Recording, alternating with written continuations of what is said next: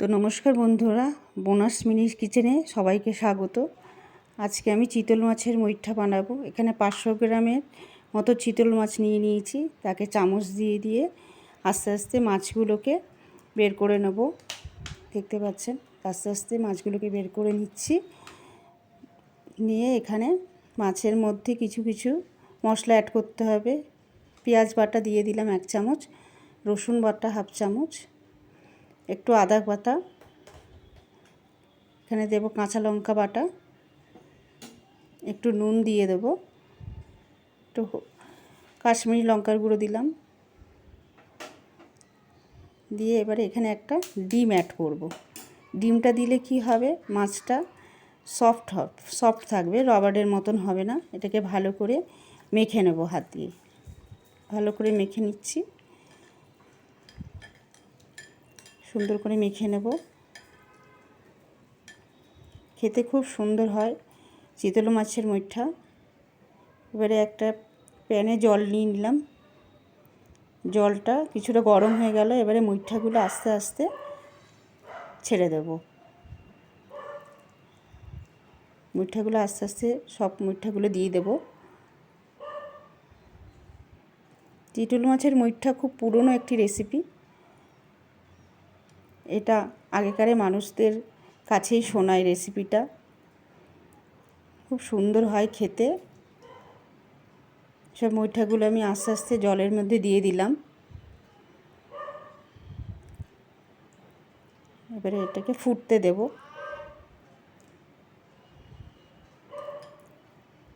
আস্তে আস্তে সব মুইঠাগুলোকে এইভাবে দিয়ে দিতে হবে। এবারে ঢাকনা দিয়ে চেপে দিলাম। মাছটা ফুটতে দেব। ঢাকনা খুলে গ্যাসের ফ্লেমটাকে অফ করে দিলাম। মুইঠাগুলো আমার রেডি হয়ে গেছে। এবারে আস্তে আস্তে একটি বোলের মধ্যে তুলে নেব। হয়ে গেছে। এবার একটা একটা করে তুলে নেব। খুব সুন্দর হয়েছে মাছগুলো। এইভাবে বানালে চিতল মাছগুলো একদম রাবারের মতন না, খুব সফট হয়। এবারে কড়াইতে কিছুটা সর্ষের তেল দিয়ে নিলাম। আমি মাছটা পুরোই সর্ষের তেলই বানাবো। সর্ষের তেল গরম হয়ে গেছে। এবারে মুইঠাগুলো আস্তে আস্তে কড়াই ছেড়ে দেবো। হালকা ভেজে তুলে নেব। মাছগুলো আস্তে আস্তে দিয়ে দিলাম। এবারে হালকা ব্রাউন করে তুলে নেব। বেশি কড়া করে ভাজবো না, তাহলে রবারের মতন হয়ে যাবে। হালকা করে ভেজে ভেজে মাছগুলো তুলে নেব উল্টে পাল্টে। অনেকটা ব্রাউন হয়েই গেছে মাছ। বেশি সময় লাগে না এই মাছটা রান্না করতে। এখন মানুষের সময় খুবই কম, যার জন্য কি হয়, এই মাছটা রান্না করতে অনেকেই চায় না। কিন্তু খুব সহজ রান্না করাটা, কিছুই এমন ঝামেলা নেই। এইভাবে রান্না করলে খুব তাড়াতাড়ি হয়ে যায়। মাছগুলো আমি ভেজে তুলে নিলাম। এবারে তেজপাতা, দুটো এলাচ ফাটিয়ে দিয়েছি, একটু জিরে ফোড়ন দেবো, ব্যাস। একটু ভাজাটা হয়ে গেলে মশলাটা, তারপরে আমি পেঁয়াজ বাটা দিয়ে দেবো 2 চামচ। দিয়ে একটু নাড়িয়ে নেব। তারপরে দিয়ে দেবো একটু আদা বাটা, 1/2 চামচ আদা বাটা দেবো।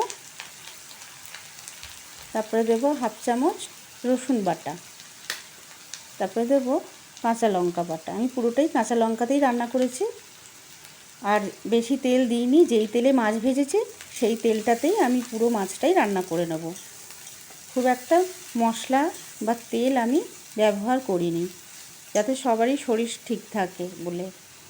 একটু হলুদ 1 চামচ দিয়ে দেবো, হলুদ গুঁড়ো, আর পরিমাণ মতো নুন দিয়ে দেবো, স্বাদ অনুসারে নুন।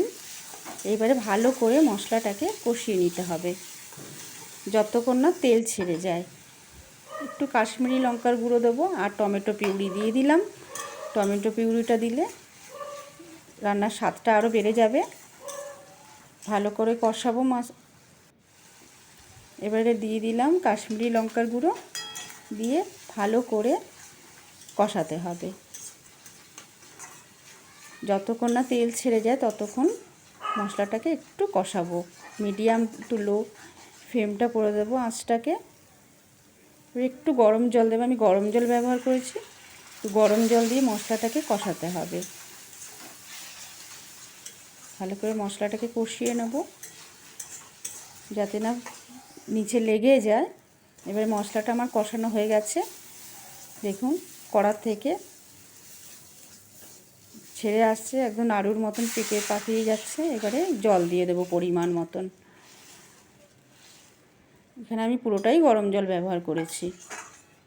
গরম জল দিয়ে দেবো, দিয়ে দিলাম।